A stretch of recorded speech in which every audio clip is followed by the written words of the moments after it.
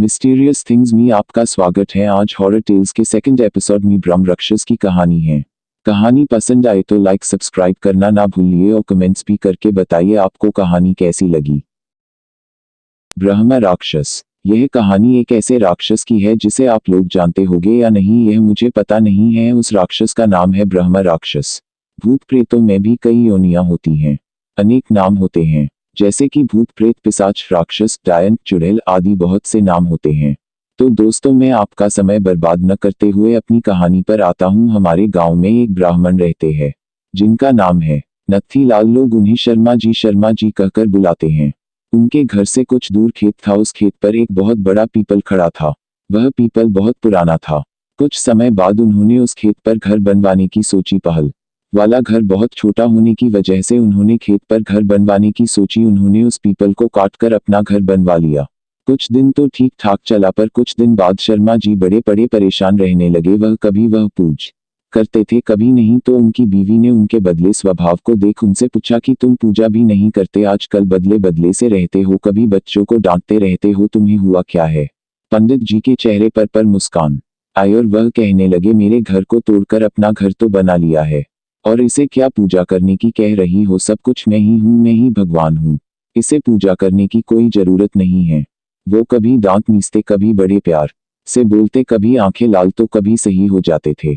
उनकी बीवी को शक हो गया कि जरूर किसी भूत प्रेत का साया है और वो बातें ऐसे करते हैं जैसे कि वो दो लोग हों। तब पंडितानी ने उनको बिठाकर आसन लगाकर हनुमान चाली सपने लगी। वो सोच रही थी अगर कोई भूत प्रेत होगा तो भाग जाएगा, पर पंडित जी पर उसका कोई असर नहीं पड़ा। वह एक टक लगाए देखे जा रहे थे। उसने काफी मंत्र पढ़े, गायत्री मंत्र।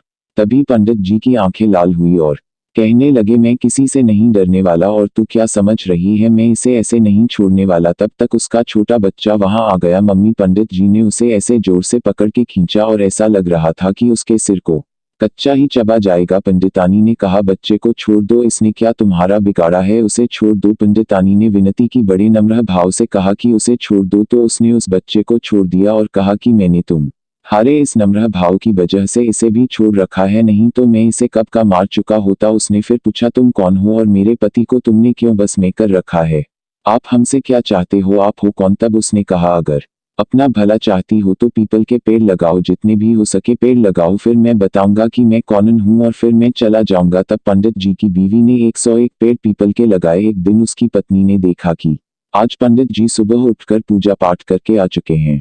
तब पंडितानी से पंडित जी बोले, मैं तुम्हारे पति को आज छोड़ के जा रहा हूँ, तुम सदा सुखी रहो, तुम्हारे आचार विचार बहुत अच्छे हैं।